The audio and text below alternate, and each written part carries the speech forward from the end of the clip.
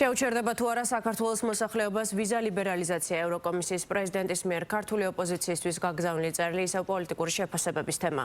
მედიაში გავრცელებული დოკუმენტით ირკვევა, რომ ევროკომისიის პრეზიდენტი ხელისუფლების მიერ პრობლემების მოუგვარებლობის შემთხვევაში უვიზო მიმოსვლის შეჩერებას არ გამორიცხავს. ფონ დერ ლაიენის პასუხი 25 თებერვლით თარიღდება, მანამდე კი ევროკომისიის პრეზიდენტს წერილი ზურაბ გირჩი-ჯაფარიძემ, ელენა ხოშტარიამ, ნიკა გვარამიამ, ნიკა მელიამ, ასევე ლევან ხაბაიშვილმა, გიორგი ვაშაძემ, ირაკლი ოქროაშვილმა და გივით არგამაძემ 2025 წლის 22 სექტემბერს საპატიმროდან გაუგზავნეს. ევროკომისიის პრეზიდენტი წერს, რომ ევროკავშირის წევრი სახელმწიფოები საქართველოში შემდგომი ზომების საკითხს განიხილავენ. Აშეხება ოპოზიციის წერილს რაღაც არარსებულ მოთხოვნებით, კიდევ ერთხელ ვიმეორებ, ძალიან მყაფიო და საჯარო არის ოპოზიციის პოზიცია მათ შორის ნაციონალურ მოძრაობის წლების მანძილზე, რომ უვიზო მიმოსვლა არ უნდა შეუჩერდეს საქართველოს მოქალაქეებს. ეს არის ჩვენი პოზიცია, მყაფიო და ნათელი და არც ერთი დოკუმენტი სხვა ტიპის შინაარსის არ ყოფილა. ჩვენთვის ყველა მავნებელია, ვინ საქართველოს მოსახლეობის დასჯას მოითხოვს, იმიტომ რომ უვიზო რეჟიმი, რა თქმა უნდა, ქართული ხალხის მონაპოვარია და პირიქით ყველაფერი უნდა გავაკეთოთ იმისთვის, რომ ეს მონაპოვარი ქართულ ხალხს შეუნარჩუნდეს.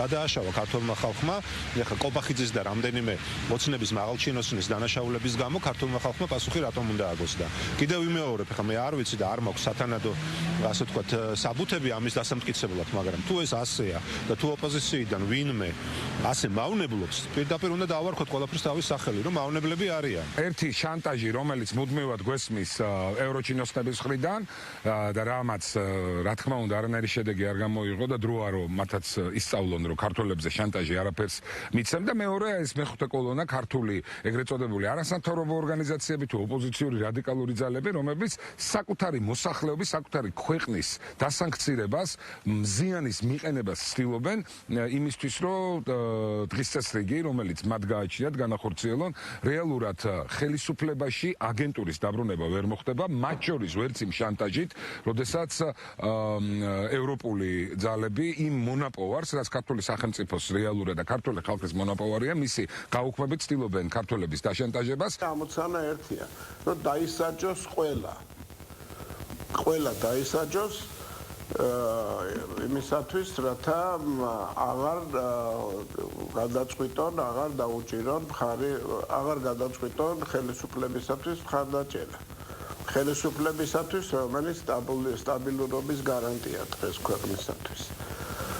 კიდევ ერთხელ, სტაბილურობა, უსაფრთხოება არის მთავარი თემა, რომელიც აი ამ ბრძოლაში, ამ დაპირისპირებაში იკვეთება.